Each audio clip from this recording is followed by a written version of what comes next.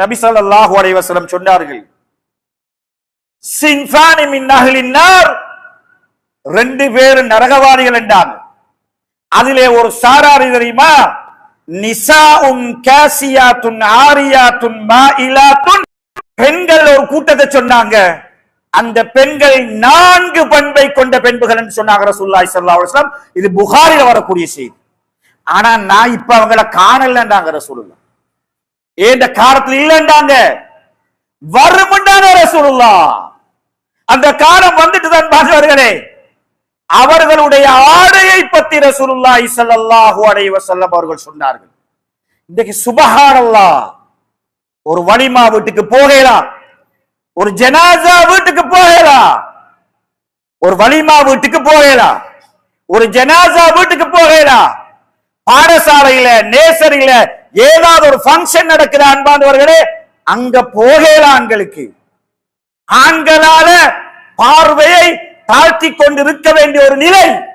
ஆண்கள் கூச்சப்பட்டு அவர்களாகவே வெட்கப்பட்டு அவர்களாகவே ஒதுங்கி அவர்களாகவே ஒரு மூலையில் தூண்ட வேண்டிய நிலை.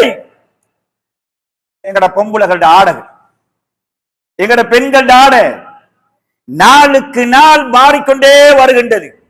அல்லாஹ்வுடைய தூதர் சொன்னார்கள், காசியாத்துன் ஆரியாத், ஆடை அணிந்திருப்பார்கள், அணியாத நிர்வாணிகளாக இருப்பார்கள் என்றார்கள். நஅஊது பில்லாஹ். நீங்க ஒவ்வொருத்தரும் ரசூலுல்லாஹ் சொன்ன இந்த செய்தியில ஏண்ட மனைவியுடைய டிரஸ் இருக்குதா, மகளோட டிரஸ் இருக்குதா, ஏண்ட சகோதர டிரஸ் இருக்குதா, ஏண்ட தாயுடைய டிரஸ் இருக்குதா? சின்ஃபானி மின் அஹ்லின் நார், நரகவாதிகள் அவர்களுடைய ஆடை காசியாத்துன் ஆரியாத்துன், நிர்வாணமாக இருப்பார்கள், ஆடை அணிந்தும் அணியாதவர்களாக இருப்பார்கள். மாயிலாத்துன், அந்த மாயிலாத்துன் செய்திக்கு சொன்னார்கள் அறிஞர்கள், ஒன்று சத்தியத்திலிருந்து தடம் புரண்டு விடுவார்கள். சத்தியத்தில கொள்கையில சரியா இருப்பாங்க பெண்கள், அதுல இந்த உடஞ்சி விடுத்துடுவாங்க சொன்னாங்க. இன்னொன்று சொன்னாங்க என்ன தெரியுமா அறிஞர்கள், ஹதீஸ் துறை அறிஞர்கள், மாயிலாத், ரோட்ல போக தெரியாதவங்கண்டாங்க. சுப்ஹானல்லாஹ். இன்றைக்கு பெண்கள் எல்லாம் ரோட்ல போனா நாங்க எல்லாம் சைட் ஆகி வரும். அல்லாஹ்வுடைய தூதர் சொன்னார்கள், அன்சாரி தோழிகளுக்கு சொன்னார்கள், காஃபத்து தரீக், ரோட்ல பாதையில நீங்க ஓரத்துக்காய் சைட் ஆகி போங்க ரசூலுல்லாஹ். ரோட்ல போக தெரியாது. முமீலாத், அடுத்தவங்களை கவர்ந்திழுக்கக்கூடிய, அடுத்த ஆண்களை கவர்ந்திழுக்க, பேச்சால, நடையால, சிரிப்பால, பார்வையால இவர்களை நாம் பார்க்கல. அவர்கள் நரகத்துக்குரிய பெண்கள் என்பதாக நபிகளார் ஸல்லல்லாஹு அலைஹி வஸல்லம் சொன்னார்கள். அவருடைய தலைகளை நீங்கள் பார்த்தால், அந்த நரகத்துக்குரிய அந்த பெண்களுடைய தலைகளை நீங்கள் பார்த்தால், ஒட்டகத்துடைய திமிழை போன்று தலைமுடிகளை தலையில் வைத்திருப்பார்கள் என்று சொன்னாங்க நபிகளார் ஸல்லல்லாஹு அலைஹி வஸல்லம். ஒரு பெண்ணை பொறுத்த வரையில அவட முடி தானா கீழே வரங்காட்டியும் தொங்கடும். அந்த முடியை எடுத்து மேல சுத்தி இப்படி வைக்கிறத ரசூலுல்லாஹ் என்ன சொன்னாங்க தெரியுமா? ஒட்டகத்துடைய திமிழுக்கு ஒப்பிட்டார்கள். மனக்கண் முன்ன கொண்டு வாங்க நீங்கள். என்ற மனைவியுடைய டிரஸ் அப்படித்தான் இருக்குதா? இந்த மகள் ஏலவல் படிக்கிறா, படிச்சு முடிஞ்சு வேலை செய்யறா, ஓலவல் படிக்கிறா, ஸ்கூலுக்கு போச்சல சரியான டிரஸ்ல போறா, தர்பியா வகுப்புக்கு சரியான டிரஸ்ல வாரா, ஒரு ஃபங்க்ஷனுக்கு போகும்போது, பீச்சுக்கு போகும்போது, பார்க்குக்கு போகும்போது, ஒரு ஹாஸ்பிட்டலுக்கு கூட்டிட்டு போகும்போது, எங்கேயாவது ஒரு வீட்டுக்கு விசிட்டர்ஸாக போகும் பொழுது, ஒரு திருமண வீட்டுக்கு போகும்போது அல்லது மரண வீட்டுக்கு போகும் பொழுது இதே நிலையில் நான் அணிவித்து என்னுடைய மகளை நான் அழைத்து போகும் பொழுதெல்லாம் நீங்கள் நினைத்துக் கொள்ளுங்கள், நரகத்துக்கு போகின்ற மனைவியை நான் அழைத்துக் கொண்டு போகிறேன். நபிகளார் ஸல்லல்லாஹு அலைஹி வஸல்லம் சொன்ன நரகத்துக்கு சொந்தக்காரரான மகளை கையை பிடித்து நான் அழைத்துக் கொண்டு போகிறேன். அவள் நரகத்துக்கு போவதற்கு அவளுக்குரிய டிரஸ்ஸை நான் துபாயில் இருந்து வாங்கி கொடுத்தேன், இந்தோனேசியாவில் இருந்து வாங்கினேன். அதனுடைய விலை 45,000 ரூபாய், அதனுடைய விலை 75,000 ரூபாய். அந்த உடையுடைய விலை 1,00,000. நரகத்துக்கு போற ஆட நவுது பில்லா இல்லாமன் ரஹிமல்லா. எல்லோரும் இல்லை, எல்லோரும் இல்லை. அல்லாஹ் ரஹ்மத் செய்த பெண்களை தவிர அவங்க ஆகிறார்களோ ஒவ்வொருவருக்கும் தன்னுடைய கவர்ச்சியை காட்டிக் கொண்டே இருக்கிறார்கள். இங்கிருந்த ஹிஜாப், கீழே இருந்த ஹிஜாப், சுப்ஹானல்லாஹ். குண்டு வெடிச்சத்தோட அவ்வளவு காலமும் எங்கட பெண்களுடைய ஆடையில மாற்றம் இருக்கு. ஹிஜாப்ல மாஷா அல்லாஹ் ஃபர்தா இங்க இருந்து கைப்பகுதிகள் மறைந்திருந்தன, மார்பு பகுதிகள் மறைந்திருந்தன, பின்பகுதிகள் மறைந்திருந்தன. அல்ஹம்துலில்லாஹ். அல்லாஹ் சோதிச்சான், எங்களை சோதிக்கல, எங்களை சோதிச்சான். மிகப்பெரிய சோதனையாக என்னுடைய மனைவி அல்லாஹ் சோதிச்சான். அதன் மூலம் என்னுடைய மகளை சோதிச்சான், சகோதரியை சோதிச்சான். அது அப்படியே கலருக்கு மாறியது, கருப்பு கலராகியது.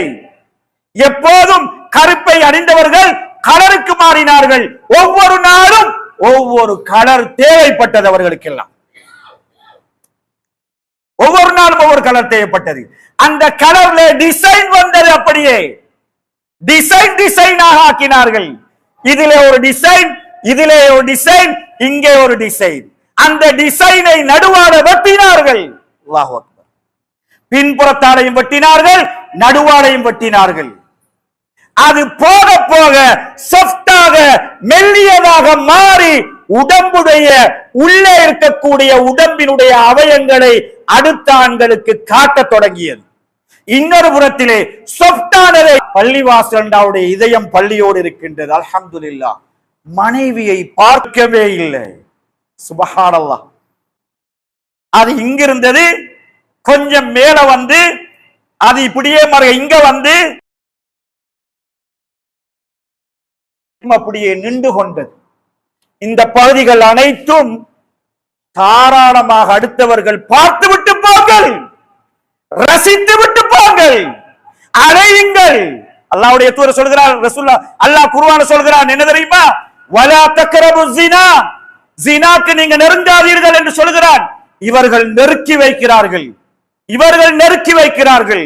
தன்னுடைய கணவனுக்கு மாத்திரம் உடம்புடைய அங்கங்களை காட்ட வேண்டிய இவள் கணவனுக்கு காட்டுவதில்லை.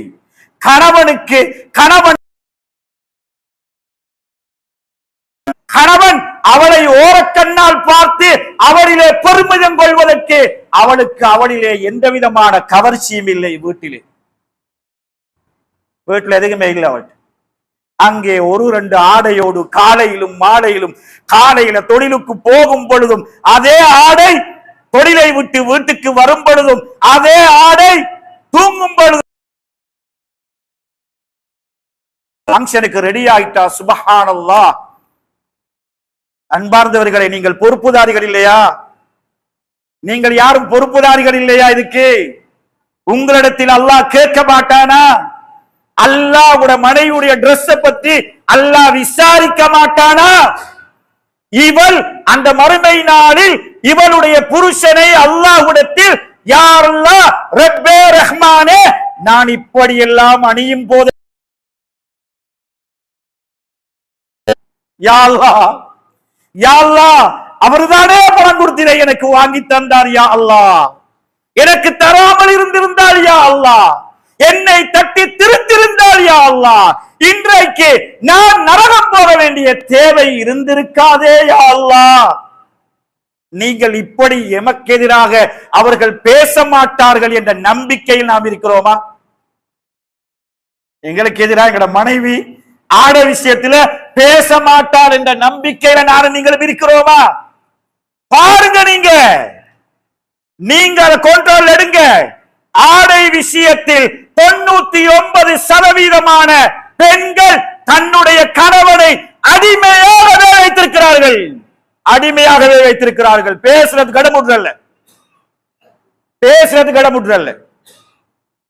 உன மகள திருமண நிகழ்வை நீங்க பாருங்க, மகள மணமேடையை பாருங்கள், மணமகளுடைய அலங்காரத்தை பாருங்கள். பொத்தி பொத்தி வளர்த்து நன்றாக வளர்த்து உருவாக்கி ஒரு சாலிகான கணவனுக்கு ஒப்படைக்கும் அந்த நாளில் உங்களோட மகளுடைய அவலட்சணத்தை பாருங்க. இது உங்களோட மனைவிக்கு, மனைவியுடைய சகோதரிக்கு, மனைவியுடைய தாத்தக்கு, அவருடைய ஃப்ரெண்ட்ஸ்மாருக்கு இதுதான் உலகம், இதுதான் கலாச்சாரம், இதைத்தான் மக்கள் வரவேற்கிறார்கள். நபிகளார் ஸல்லல்லாஹு அலைஹி வஸல்லம் சொன்னார்கள், இவங்க சுவர்க்கத்துடைய வாடையை கூட நுகர மாட்டார்கள். நஅூது பில்லாஹ்.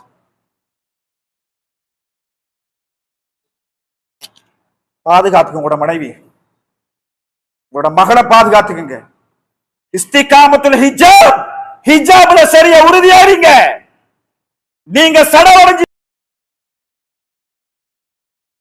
பாசத்தால இதெல்லாம் வெறும் கவர்ச்சி. முஸ்லிம் பெண்கள் எந்த அளவுக்கு உடம்பை காட்டுகிறார்களோ அந்த அளவுக்கு உலகராணி போட்டியில முதலாவது இடத்தை கொடுப்பதற்கு யூதர்கள் கிறிஸ்தவர்கள் முன்னே நிற்கிறார்கள். அன்பார்ந்தவர்களே, அங்கதான் போய் கொண்டிருக்கிறோம். உலக அழகுராணி போட்டியில் 3வது இடம் யாருக்கு?